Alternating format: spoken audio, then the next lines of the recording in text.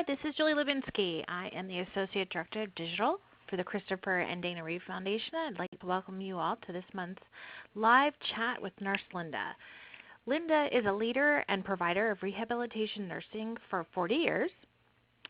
She also writes a blog for us on our website, and she also participates in our online community called Reeve Connect, where she also she takes your questions, and she also is available to us once a month live through these webinars. So now I'd like to turn it over to Linda. Hi, Linda. Hi, Julie, and thank you. And welcome everyone to the webinar today. It's always nice to see a long list of people on the registrants list there, and so I hope that you'll get what you need from the session today.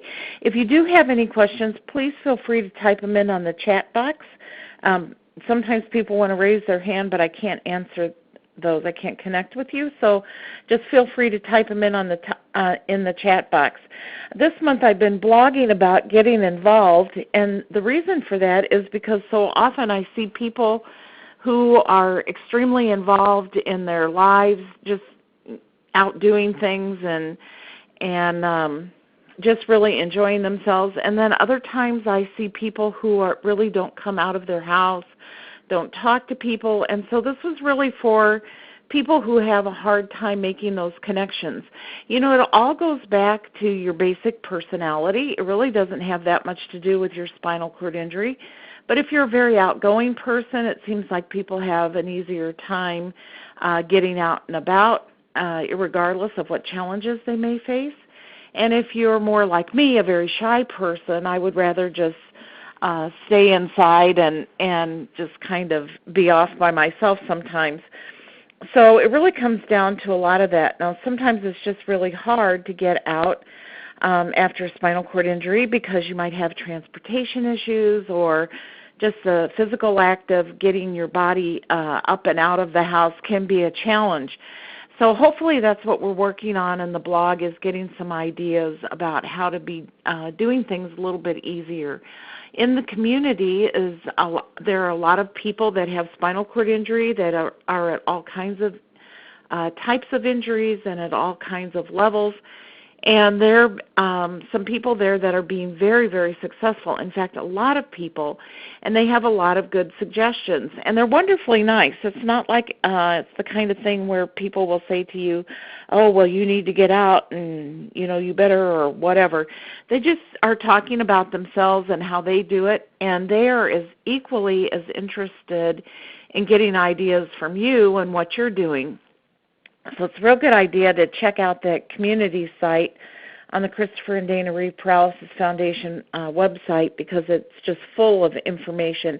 You can also connect with other people, and they, you know, about specific questions that you may have, or pose a question out there, and somebody, you know, will write back on the community about what they're doing.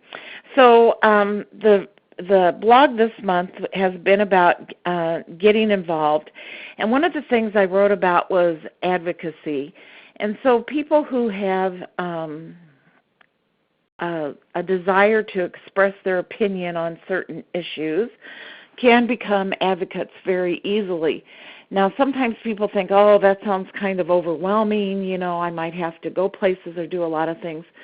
But actually, you can become an advocate just in your own community. You don't have to go very far, with people around in your neighborhood or people where you work, just in helping them understand what it's like, just your physical presence, being there, and then seeing how you operate in the community and what's going on in your lives, and talking and becoming friends with people. That certainly is being an advocate for the community of individuals with spinal cord injury.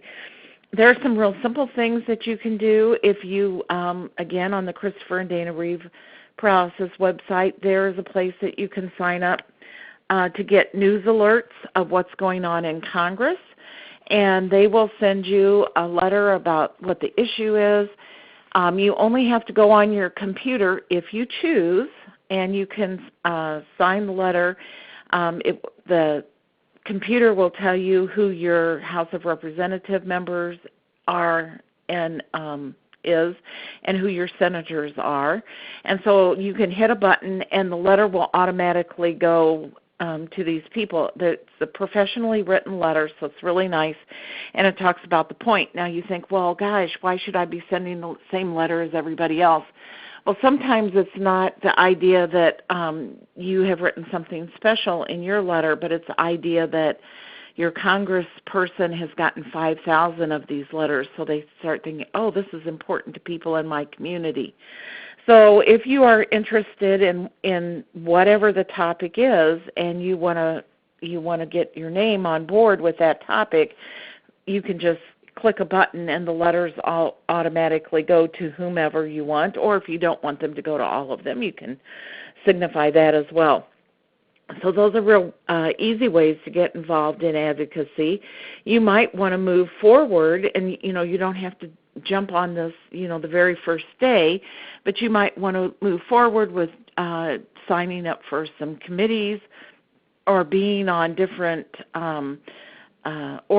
different organizations in your own community where you can advocate for people who have physical challenges. It doesn't always have to be centered around spinal cord injury. You might advocate for people who, if you have a spinal cord injury from a medical diagnosis, you might join up with the MS Society or the Parkinson's group, or whatever disease entity you might identify with, and be able to identify for people with those medical problems. So you can go as far as you would like with this. Once you get on a few committees and people see that you're a hard worker, that you have something valuable to say, because you do, people who have a particular issue that they're living with, or maybe a family member, people will listen to those people because they know what life is like living with that particular issue. So after you get on a committee, or maybe you might decide to get on two, things just seem to kind of mushroom from there. So somebody at the state level might notice, well, here's a person that's really interested in this topic. The more you network, the more you get around, the more your advocacy can really take off. Some people become advocates on their own, and they set up a web page. They start writing letters to people. They say they're available to talk to students in schools, to go to different organizations and do a presentation about living with spinal cord injury or some of the issues that surround that. You can go as big or as small as you want. So that's a real good way to really get out there and change the world, so to speak. Sometimes we see different programs on TV, and one person, a child maybe, has set up a lemonade stand, and they've gone through the whole community about the issue that they're championing. And so you can do the same thing too. As adults, we see it on TV all the time. Sometimes one person can change something really significant. So advocacy is something hopefully that people will become involved with in some level. If you're not the kind of person who wants to get out and really rattle some trees, or if you want to lay back and be more kind of a silent participant, you going on and in the community and rally behind those issues as you would like. Another way to get involved is through work. And, it's surprising, but just slightly more than half the people who have a spinal cord injury return to work. That's not very good odds. And so, you have to think, well, why aren't people going to work? And usually people who have incomplete injuries or they have lower level injuries tend to return to work more often than people who have the higher level injuries, because it is so much more difficult to get around when you have a higher level injury. But there's opportunities for everyone. You don't have to face the work challenges alone. I know in the working world, sometimes just going and filling out that mammoth application that you have to fill out, and everybody's like, oh, we have it on the computer now. It's so much easier. Well, no, it's not, because I have to re-enter every single little line item onto the computer. So sometimes just even filling out the application is overwhelming, but if you get your resume together, You can search in your community, send out a few letters and see, look at job ads on the computer or in the newspaper, however you prefer to look for work. Of course, networking again, too. Now, the thing of it is you do not have to go this alone. So if you think, well, I'd like to go to work, but gee, I don't know if there would be access to the workplace. I don't know how the office would be set up, if it would accommodate my wheelchair. What about the bathroom? How am I going to feed myself? There's all kinds of issues that come up in relationships to work. So in every state, there is a program called vocational rehab. It's managed by the state. It's a federal program, but it's managed by the state. So it's slightly different the way it operates in every single state.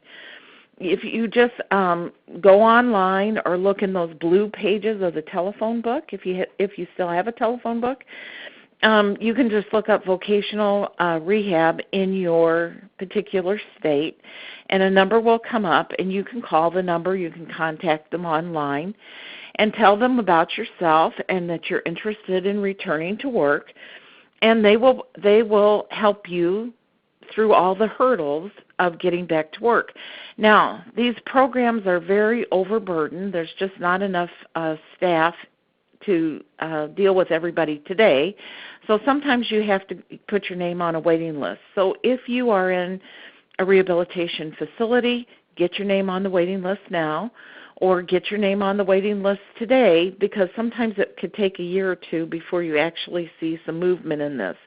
So better to have your name on the waiting list, and then when it comes your time to say, well, I'm not ready to go to work right now today, but I will be in so many months after I get this problem I'm having resolved or whatever. So, but get your name on the list, because once you get your name on the list and once you get started in this program, they will help you with anything that is needed to get you back to work. So if your problem is that you have steps to get in and out of your house, and so you can't get out of your house, but you need to get out of your house to go to work, they will help you with finding ways to get a ramp to your house. The operational word here is that you have to say you need these particular things to return to work. If you say, I need a ramp to get in and out of my house because, it's a safety hazard and I just would like a ramp so I could get out and go down to the park, that is not what they're about. So the operational word here is to return to work. If you find that you need transportation to get to work, they will set you up with a community transport service. They will help you fill out applications. If you haven't filled out an application for a job, say you're a teenager and you've never filled out an application for a job, or you just were working and you never really applied for a variety of jobs, they can help you through that whole maze of the application process. They will have lists of employers who are wanting to hire somebody who has a disability, so they know employer-friendly workplaces. If you apply for a job and you get the job, they will help work with the employer to say, well, we need to check the bathroom facilities to make sure a wheelchair can go into the bathroom. And they will work with the employer on getting access to the building, the proper equipment. If you need a voice-activated computer instead of typing, they can help get all of that set up. So it really takes a lot of the burden off of you. It's really quite a wonderful service. So if you're feeling like, maybe you'd like to go back to work, that is what people do, is they work. And they seem to get a lot of satisfaction. As I say, sometimes people don't maybe like their job, but people like going to work and getting that satisfaction out of being productive and doing something. They can also, the vocational rehab people can help you if you need abbreviated hours or different start times. Maybe you want to work around your bowel program in the morning and start later in the day. So those are great resources. Now, they are very helpful, especially in, big or small communities. They are very helpful. sometimes if you go to larger organizations, they have already had people who've had spinal cord injury as employees, and so they really have the setup down. They know different pieces of information, and so maybe you wouldn't need to use the vocational rehab services. Sometimes in smaller communities, people are willing to help out because they kind of know you, or they know your family, or they know something about you just because you're in the community, and sometimes people are more willing to work with you one-on-one to get what is needed. Now, you never know how these things are going to turn out, because sometimes people are embarrassed. They're like, oh, they had to add on a whole new entryway so I could roll into the building, or they had to adjust the bathroom specially for me, and I'm kind of embarrassed about all those things that I need. Well, don't be, because you will find when you get out in the working world, if they've adjusted the bathroom for you, you will find there are other people that really enjoy having that adapted bathroom. So sometimes there are people in the workplace, maybe they've got a hip problem. You can't really see that if they're up walking around or doing whatever it is they're doing. But maybe they'll find that, oh, wait, they put an elevated toilet in this bathroom. Wow, that really is helping my hip pain. So you never know what kind of people will also need the same services that are being put in for you. So don't be embarrassed about anything that you may need, because you will find that other people will take advantage and use these facilities, entryways, and it just is universal that other people need help in different ways that maybe you don't actively see as a person in a wheelchair. You can see what that issue is. So don't be embarrassed about that. But if you're thinking about even an inkling that maybe someday I'd like to go to work, go ahead and call that Voc Rehab service, get your name on the list so that you'll be ready to go when they're ready to help you with services. Another big area that people have concerns about is in relationships. We see this a lot with people who want to enter the dating world. And, sometimes people think, well, I'm in a wheelchair, so nobody's going to want to date me because I use a wheelchair. But the thing of it is that there are other people in the world that are thinking, nobody's going to want to date me because I'm too old, or nobody's going to date me because I'm too short. Everybody has some kind of insecurity in their life. And so think about, just think about you just happen to use a chair, so what? People more base their romantic relationships on personality rather than on physical appearance. Now, sometimes you have to get past that initial physical appearance challenge, and everybody has that. My nose is too big, I'm way too much, I'm too thin. Everybody has something like that. So you just have to kind of, put your insecurities behind and just be your natural self. That's what really makes relationships, is when you're your authentic self. Now, sometimes another relationship problem that comes up is when people are in family units and they have somebody in their family that's taking care of them. You have to be very careful that the spinal cord injury does not become the focus of the relationship. This could be with your wife, it could be with your children, it could be with your parent, it could be with whomever is taking care of you. So think about the relationship that you're in with that person. Sometimes your care provider is the person who you are married to, and there's so much physical work that needs to be done for you that sometimes people forget that they're also in this emotional relationship. So being courteous to each other, being open and honest. Sometimes if you sit down and talk about things and how you think things are going to change and shift, that gives people the idea that, okay, yeah, I can more clearly see how roles are going to change. Now, clearly providing physical care is one thing. Some people will decide to hire outside help to do physical care or to do some aspects of physical care, maybe just a person who comes in for an hour in the morning or an hour in the evening, or all different kinds of arrangements are made. That can be costly and you might not be able to afford it, but if you can, that's an alternative. Another thing that people forget about are just the little things. So we have roles that we take on in life. Sometimes we have our jobs that we have. So maybe one spouse takes care of all the finances. They write the checks and they organize the financial matters of the house. The other person knows something about it, but they don't take care of the actual activity of doing that. After a spinal cord injury, you might not physically be able to write the bills if you have problems with your hands or with writing.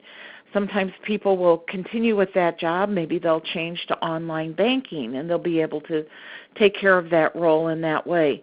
Sometimes the spouse will start writing out the checks, but that doesn't mean that you have to not be involved or not know what's going on. You can sit with them together. How should we, we have a little extra money in the account. Should we put it in savings? Should we save up for a new car? And just making all those decisions together. Just be very careful with your close personal relationships, because sometimes it's real easy for one person to just kind of start bossing the other person around.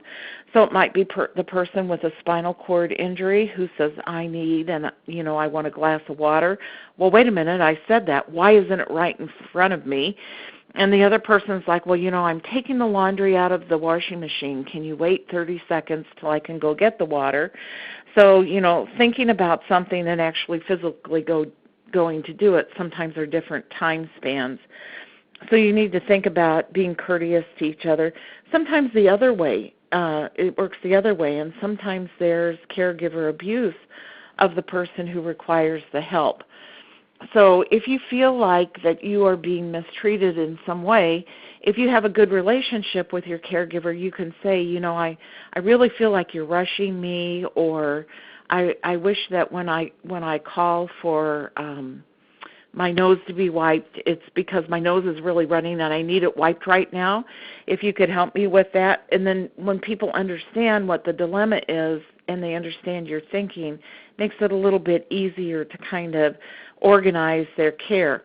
If you feel like someone is abusing you, and that can come in a variety of ways. It can be withholding treatment, withholding medication. It can come with verbal abuse or physical abuse, sexual abuse, psychological abuse. But if you feel like you're in not a good space, the best thing to do is to talk with an outside party about it. Set up an appointment with your physician and ask for a private appointment, not one where the caregiver's in the room with you, so that you can talk about this. If you confront your caregiver, if it's a dangerous situation, then you should just call 911. But if you confront your caregiver, think through what's going to happen. So that caregiver might leave. And you know what? That would be a good thing. If they're abusing you, you can get another caregiver. So think about what's going to happen. Do you want that person to walk out in the middle of their shift? Or who's going to come help you if that person then leaves? So you need to kind of have things set up. You kind of need to think about it. I'm not saying delay if you're in a disastrous situation. Don't delay at all. But just think about the ramifications. It does not mean to keep a caregiver who's abusing you because I don't know where I'll get another one. You can always work with your physician who can set you up with a social worker who can do an emergency, get some kind of emergency help into your house, right, immediately. So, just think about if the abuse is such that you are in immediate danger, or is it the kind of thing where somebody's just kind of sassy? Sometimes people have these kind of corrosive personalities, and they really don't realize that they're being as maybe verbally obnoxious as they're being. So sometimes we just don't hit it off with our caregiver, and that's a little bit different than being abused by your caregiver. So just kind of try to define for yourself what's going on in that relationship. Research is the last place to get involved, and some people want to become involved in research, and some people don't, and that's fine. If you want to be a participant in research, there's a lot of studies that are going on. You can also go online. There's a government site. It's called clinicaltrials.gov. And you can just log into that, and then there's a search box. You can type what you're interested in. And any clinical trial that's being funded by the government and most of the privately funded studies will be in that database. So if you want to be a subject in a study, that's great. Think about, if you want to do that. There are 4 phases of clinical trials, so think very carefully about what you want to do. I've been involved in a lot of studies from the researcher end, and I find that we never have a clinical trial in spinal cord injury that everybody doesn't want to be a part of. And the reason why is because there are no other options. So people think, oh, well, this is a clinical trial, but it's being done in people, so it really works, right? No, it's research, so people don't really know if it works or how it works or how much of it works. So the way that the phases of the clinical trials are divided up is a phase 1 trial, is it means that this study idea is coming straight out of the laboratory where it's done with test tubes and animals and petri dishes. So somebody's got an idea. They think it's safe in humans, but now we need to try it in humans. So that's a phase 1 clinical trial. So it does not mean that you will get any kind of cure or change in your condition. They're just going to see, a phase 1 just sees if that idea is safe in humans. So they're not going to give you enough of whatever it is to make a difference in your condition. It's just to see if it's safe in humans. So that's what you can know about that. The phase 2 trial is a dosing trial. So it's kind of like fertilizer. Does a little do good? Does a lot do better? It can be dosing of medications. It can be dosing of therapy treatments. It can be any kind of, maybe perhaps some kind of surgical procedure. It can be any kind of testing procedure, even a questionnaire in those phase 2 trials. And then there's phase 3. Those are the ones just before going to market. Those are the ones that are going to answer the question, we think we know now this is the amount that we should be giving of this treatment to someone. So we're going to try it out on a large number of people and see. You might see an improvement in your condition. Now you might also be in the placebo group where you won't see any change at all, and you won't know, and your physician won't know which group you're in. The 4th phase is where you end up with any lingering questions that might be out of the phase 3 trial. And so they're just kind of cleaning up, some of the details. So a lot of times studies go to phase 4. That's right before you go to market. So if you want to participate in a clinical trial, know everything about that particular treatment that you will be receiving, the good and the things that could happen to you. What are those things that might be that you don't really want to happen, but it could happen? And then know what phase the clinical trial is, and then that kind of helps you guide yourself if you want to participate or not. Now, some people don't want to participate in clinical trials, or they don't live close enough to a center where clinical trials are being conducted, and travel for all the different appointments would be too costly for you to participate. You can still go on clinicaltrials.gov, and any studies that are being recruited, they will have on there, so you can kind of see what's going on in research. But they will also have the summary reports of clinical trials that have been completed. And this is really important information. So you don't even have to participate. You just benefit from what happened in these clinical trials. Now, people will write papers, academic papers. They're kind of hard to understand. You might not be able to find that paper in the midst of all the different academic journals. You might not be able to get it from your local library. You'd have to go to the university library. So, but if you go to clinicaltrials.gov, you can see what the outcomes of the studies are. You can take that, if you think that might be something that might help you, you can take that to your healthcare provider and say, they did this clinical trial and the people were given this particular therapy. Can I get this particular therapy as a part of my treatment plan? And your doctor can try to work with it. Now, some things they're not going to be able to do. So if somebody has invented an implant or some kind of treatment that gets injected into your body, they might not have access to that particular medication until it comes to market.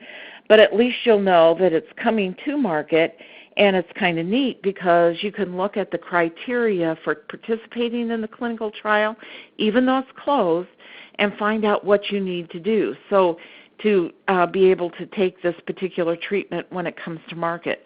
So if you need to be to have a certain amount of strength in your arm, you can get therapy and start working on your arm strength so that you'll be ready. In looking at some of the clinical trials for these movement therapies, you're not going to be able to participate unless you go to one of those centers, but you can look at what the inclusion criteria are and find out what you need to do to build your body up to be ready for when that goes to market. So there's a lot of benefits to looking at those clinical trials. Even if you can't use it right now today, you'll at least know what's going on, and you'll at least know how to prepare yourself for the future. So let's go ahead and answer some of the questions now and see what you're all thinking about. And so the first question is that this person has a pressure wound on their bottom, and what's the best mattress I could be using at home?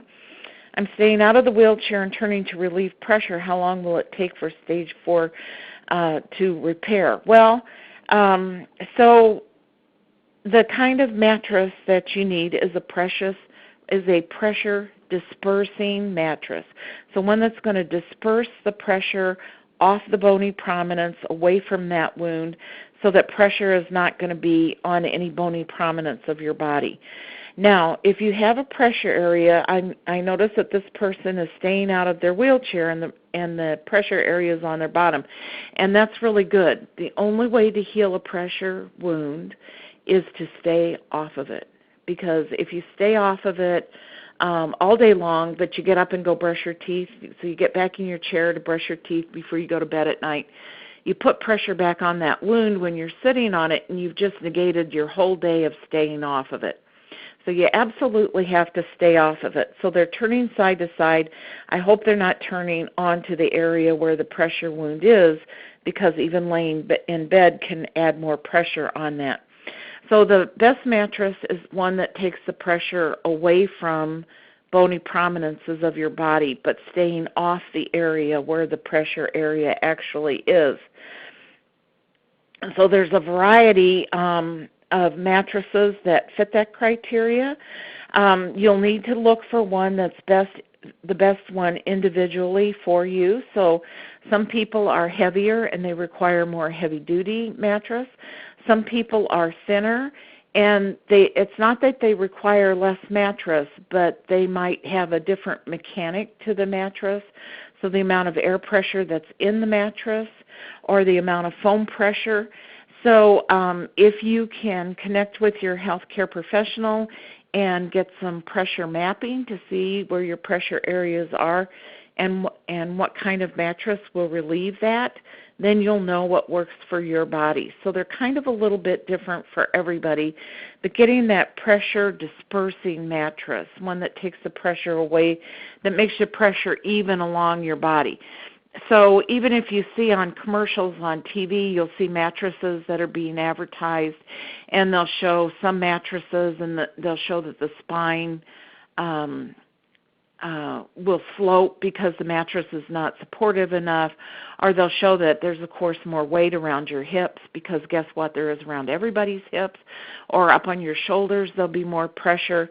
So looking for making that pressure to be more evenly distributed so it's not focused on one particular area.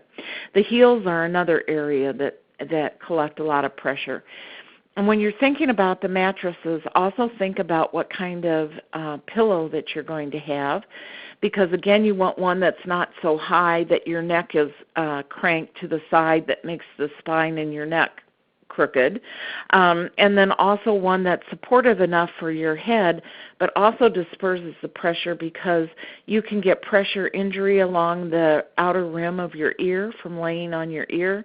Since you're not getting up and out, you might be having your head on the pillow a lot.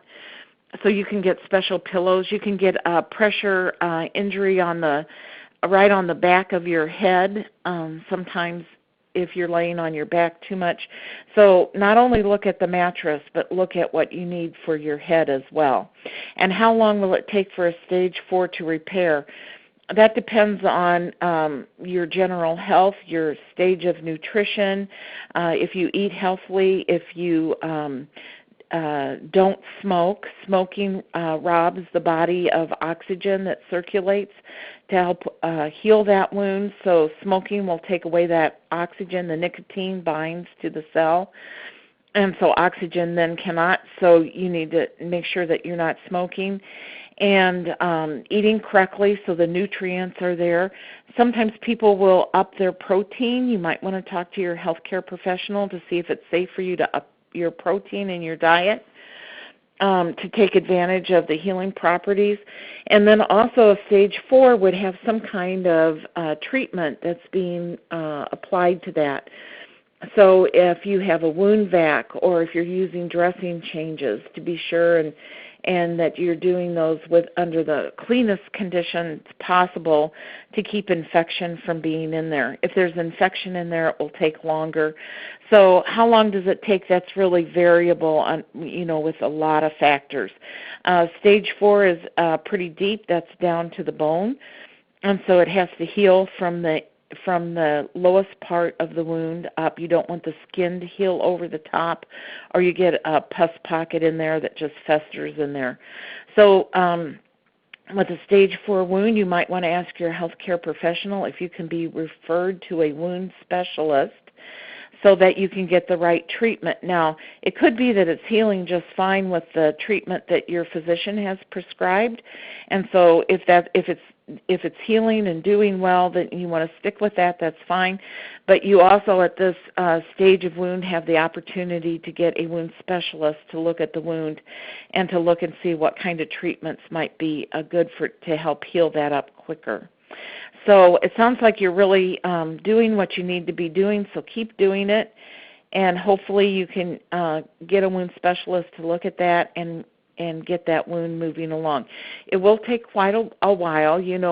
Stage 1 is a red spot, and sometimes those can take days for the red spot to go away. A red spot is a pressure injury, so you can't go on that spot until the red spot's gone away.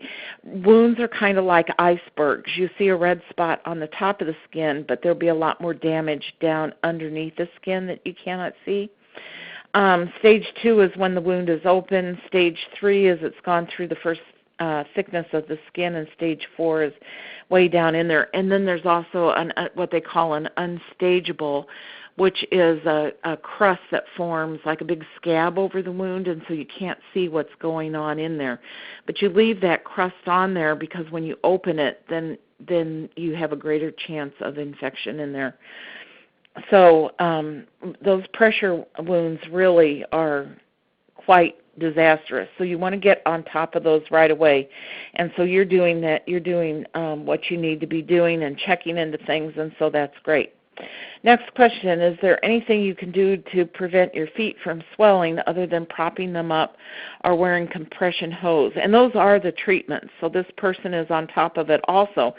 The other thing that you can do to help keep your feet from swelling is to move them. Now, if you can move your feet at all, go ahead and move them. If you cannot move your feet, then you'll need to manually move your feet with your hands or have somebody do some gentle range of motion to your feet. A lot of the return of fluid from the feet comes from being dependent, so when they're hanging down in your wheelchair, that makes them dependent, and the fluid has to be pumped back up through the legs back up to the kidneys to get rid of that fluid. Well, what happens after spinal cord injury when you're not moving your legs, a lot of that pumping motion comes from your muscles working while you're walking. So that's why people who are generally up and walking about don't have that much fluid. We all would if we were just sitting. Sometimes people go on a long airplane ride, or maybe they work at their desk, they'll notice they have a little bit of fluid collected in their feet just because they haven't been up and walking around. So there are some people that say you need to take 150 steps every hour. That's pretty good for your general health. But if you can't do that, manually, either yourself with your hands, move your feet and do some range of motion to your legs and your feet, or if you have somebody else who can help you, have them do the range of motion to your feet, starting with your toes, so you have to take off your shoes, and then move to your ankle and go up and down with your ankle and ankle circles, and then go up to your knees. And if you can get to your hips, which you might not be able to do when you're sitting, but if you can, do your hips as well. And all that muscle movement will help that swelling go away. So it's kind of funny because some of the simplest things are the things that work best, but the simplest things are the things that are always overlooked by people. And I'm not saying that you're overlooking anything because you've already investigated propping them up and using the compression hose. But people probably have never even talked about moving their legs because it's so simple that people never, healthcare professionals always go to the equipment. What can we get you for this?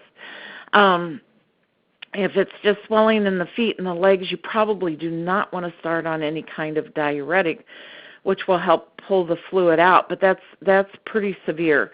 So, if you can avoid the medication and do it manually, that's better. Some people have success with propping their legs up in bed at night and then just doing the range of motion maybe like 4 times a day. Some people will need to do it every hour, but it is possible to get that fluid coming back when you're doing that pumping of those muscles manually as well.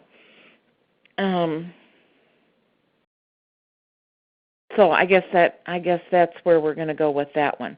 Okay, the next question is, how common is extreme gas bloating and extreme distension of my upper abdomen? And before I read the rest of the question, I'm going to say very common for everyone. I've been to many GI doctors, and no one can come up with an answer. I have more pain and uncomfortableness from my abdomen than from my fractured neck. Yes. So this is a question, this is very common. It happens to almost everyone in general. It happens to almost everyone with spinal cord injury. So this gas and bloating, and what it comes from is the type of food you eat. So if you can eat more bland food, which is kind of boring, but check out what you're eating. So sometimes you need things like roughage to get the food to move along in your bowel. So sometimes that will help, but be careful what you eat. So if there are foods like beans that cause a lot of gas, that's what helps propel stool through the bowel, is that gas, and it assists the contractions of the intestines and the little fibers in the intestines that are moving things along. But that's why we have gases, to push that all through that bowel. So what can you do about that? Be careful of the foods that you eat, and also be careful how you eat. So if you swallow a lot of air while you eat, that will increase the amount of gas because it's going to go somewhere in your body, and where it's going to go is down in your bowel. So sometimes people eat fast and they swallow a lot of air, and what happens is they burp because that air comes back up the way it went down. And sometimes what happens is that air just goes on down through the bowel. So be careful on how you eat. Eat small bites. And sometimes if you eat less big meals but more frequent meals, because when you get that big meal in your stomach's going to start working very actively to start dissolving all that food, and your bowel's going to be working very vigorously to move that food along. So if you have less in there, sometimes it doesn't create such a huge gas bubble. because it's still working hard, but it's not having to move so much. Roughage can certainly help because it will move the food through quicker. And sometimes, and this is kind of weird, but sometimes people will take a medication like Beano or Gas-X. You can buy it over the counter. Be sure you tell your healthcare professional whenever you take any medication over the counter, because sometimes it can interact with your other medications. The other thing that helps our bowels move is, again, that activity. So if you can do wheelchair pressure releases, if you can move your body from side to side, if you're in bed and you find your stomach is bloating out, if you can just roll side to side, that moves the gas along. So again, our body is all built to work together, and one of the things that we often overlook is that movement of things. So movement of our body. So even doing range of motion in your lower extremities, especially up by your hips, that moves the muscles in your hips, but those interact with the muscles in your abdomen. So it all works together. So there's a couple of suggestions, but do people have trouble with this with spinal cord injury? Yes, all the time, because the bowel tends to slow down. It's the vagus nerve that is in the autonomic nervous system also helps the bowel work, and sometimes it's not working so well. And I see that you say you've had a fractured neck, and so that would affect that nerve, and so the bowel might not be moving as quickly as it could. Be careful what you decide to take to help your bowel move along.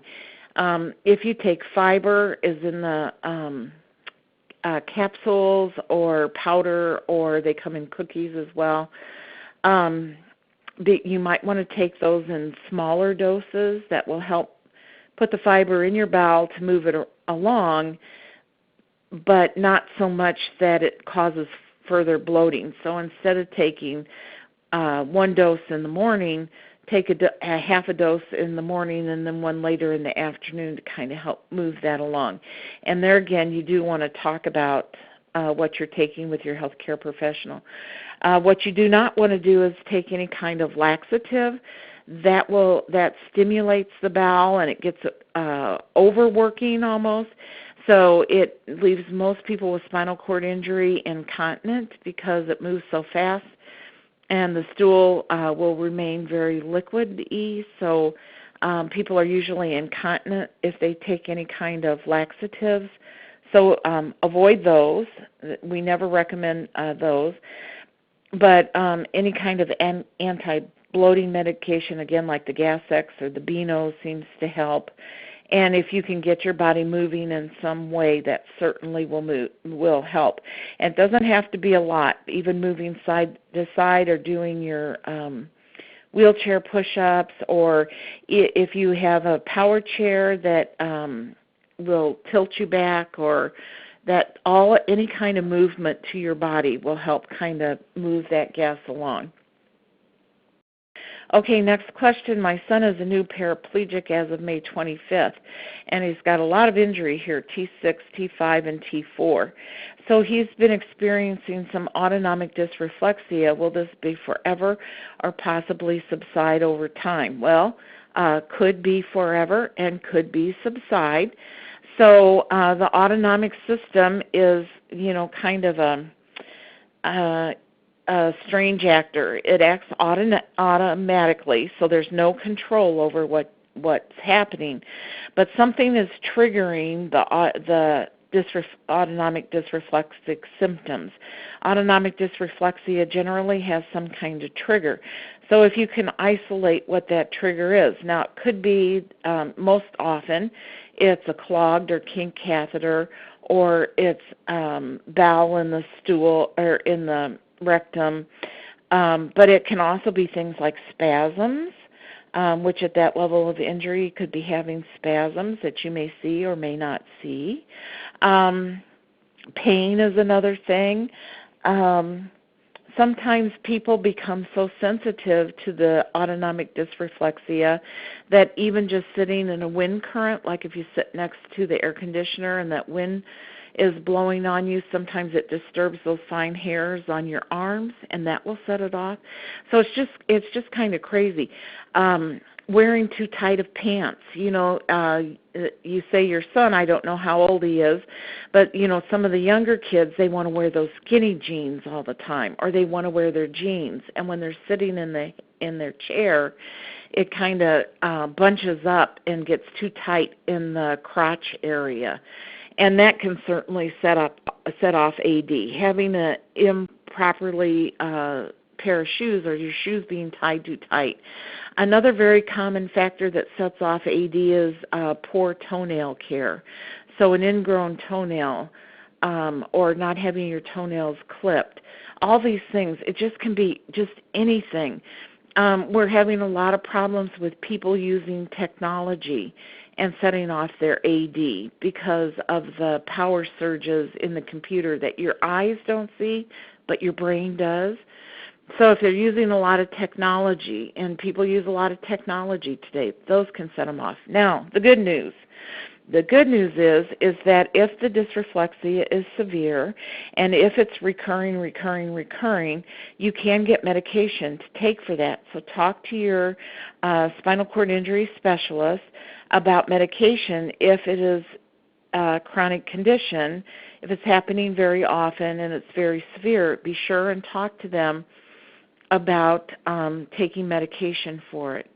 Nifedipine is one, and there's another medication which is just not coming to my mind right this second. But you can find out all about that by going to the Christopher and Dana Reeve Paralysis Foundation and looking up the wallet cards. And so there's a wallet card. It's the size of a dollar bill. You can put it in your wallet. It has all the symptoms, and it has notes to the physician in there. And so it has a treatment plan for how to treat AD.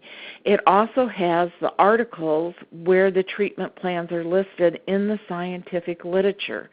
So if your physician is not sure, they don't want to take the information just off the card, there's the reference to the article that they can go look up and see this is the scientific way that you treat autonomic dysreflexia. It has the medication in there. It has everything in there. You can just pull it out, and you want to be, kind of gracious about this. I'm not sure if gracious is the right word, but, you don't want to say this is what I have and this is what I demand. But you want to talk to them and say, I found this wallet card and I think I might have this. What's your opinion? And should I be on one of these treatments? And, kind of make it a little open-ended so they don't feel, confronted. But the wallet cards have been wildly successful in reaching physicians that maybe don't know much about AD. You might be going to a physician that's a spinal cord injury specialist. They'll know all about it. Great. You might be going to a physician in your community that you're the only person who has spinal cord injury, or you might go to an emergency room where the doctors there learned about spinal cord injury in medical school, but they've never seen a person with spinal cord injury. So spinal cord injury is really a relatively rare occurrence. And so when you have it, you feel like, well, gosh, everybody should know about this. And they do learn about it, but, if you don't see it or work with it every day, you don't know a lot of the nuances. So those have been wildly successful. So you can get treatment for the dysreflexia if it's happening real frequently. So there is help for that. Will it last forever? Some people, it just goes away. Some people, it doesn't come on until they've been injured like 5, 7, 8 years, something like that, and all of a sudden they have it, and they didn't have it before. Our bodies are constantly changing. We're constantly aging. Sometimes things improve. Sometimes things get worse. So there is treatment for that. So you can rest assured, just call and get an appointment, and you can get that corrected sooner than later. The next question is, has anyone located a supportive device to cushion and protect legs from spasms? I'm asking because I've had inquiries to use healahip.com off-label for spastic legs. So my question would be, does www.spasticlegs.com help people? I'm a 35-year-old RN. So I'm familiar with this, and it is kind of a foam that goes around the legs and positions the legs. For some people, it would help if the spasms are really not too severe. If the spasms are really severe, there are more higher level orthotics that can help. The better option is to treat the spasms if they're that severe. Some people have spasms in their legs so intently that it will actually throw them out of the wheelchair. And so for people who have really bad spasms or spasms that really bother people a lot, generally what they will do is they'll either take medication, which you can take medication by mouth. It travels throughout the whole body, so sometimes people don't like that because it kind of gives them a dull feeling in their head because it works on the spasms in the legs, but it works everywhere else in the body too. More commonly today, what people are doing is they're getting the Botox injections for the spasms. That works locally in just the muscle that's spasming, and they have spasms maybe in several muscles, maybe in just one muscle group. It quiets the spasms. Now you do have to go back and have the Botox injection repeated every 3 to 6 months, depending on how bad the spasms are. But that seems to be the thing that helps. And then it's not so much a matter of protecting, but it's a matter of controlling the spasms. So if the spasms are so bad, it's usually better to have them treated than to just think about controlling them. Now, if you just have some mild spasms, you might want to try one of these cushiony kind of products. But generally, spasms need to have some kind of treatment if they're that severe. The next question, let's see. I've been suffering with physical and mental disabilities for about 4 years. Please help me overcome these disabilities. So that is a very significant message. 4 years to call yourself suffering is pretty significant. So if you have not found satisfaction with your healthcare professional, it's time to think about maybe getting a second opinion or maybe switching to a different healthcare professional. If there are mental challenges, you will probably be wanting to talk to a mental health specialist, and that might be the place where you're going to go to get the relief from the suffering that you've been having. Now, some people, and this I'm speaking, it doesn't say you have a spinal cord injury, but some people who have spinal cord injury get severe depression.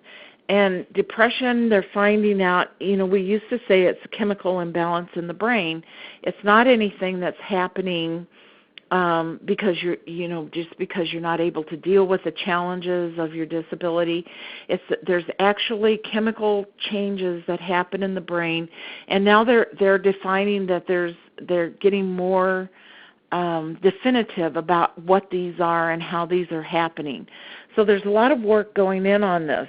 Sometimes people who have spinal cord injury, something happens in their central nervous system and they get depression or mental health problems because of the changes in their central nervous system. Sometimes people who have a spinal cord injury also have a head injury, but it's never been diagnosed because they can talk to people, they can answer appropriately, but it's these higher level functions like math and really understanding complex situations like healthcare situations. And so sometimes people are not able to deal with that. And so getting help, there's help that you can get through counseling and talk therapy. There's help you can get through medications that can help you put together the world in a different way so that you have some optimism, or at least you can think about some ways to become optimistic for yourself. So I hope you'll think about a mental health professional who can help you deal with some of your disabilities and your physical problems, and talk with your physician. They'll be able to refer you to a person that will be able to help you. Now, you'll need to go many times. Just going one time is not going to cure such significant problems. You'll need to go several times. So I hope that you will think about getting some help about those sort of things. And with that, I must stop here. Well, I'm going to go on with a couple more. Good night from Bangladesh. So good night to you in Bangladesh. My goodness. Thank you for joining in today. And then also there's one question about how do you explain to people who are not living with paralysis what you are going through. And that's another very interesting question. I think just to be open and honest and say, this is what's going on. People need to know. You need to tell people how frustrating you might be or how challenging your life is. You need to let people know that that's happening. Once you've told them and they understand that that's going on, then you need to think about, do I need to tell them again, or do I need to stop there? Some people do not want to hear about it. That's unfortunate, but some people who have spinal cord injury, that's all they want to talk about. So try to find a balance. I'm not sure if you're having a problem with somebody who's like your family member who's just not getting it. Maybe you would want to go to a third party and have some family counseling to intervene. Or if you're just thinking, well, everywhere I need to go, I need to explain to people what's going on with me. Well, you don't. They can see what's going on with you. Like if you go to the store or you're buying something, you don't need to explain every last detail of what's happening to you. But being open and honest with people who need to know your situation, like, kind of circling back to the beginning. If you have a caretaker who's not really understanding what's going on with you, explaining your thought process or why you're feeling the way you're feeling, if you're feeling like they're not being attentive enough. And maybe they, can say back, but I feel like I'm waiting on you all day. And how can you make that balance? So just being open and honest with people and telling them the way you feel. And with that, I'm going to end the hour. Tonight I am on the community at 7 o'clock Central Time. So if you have any more questions, you can join in on the community. You can also, on the community, you can send me a private message if you don't want everybody to know what you're thinking about, and that's fine too. And be sure and check on the blog. And thank you very much for tuning in today.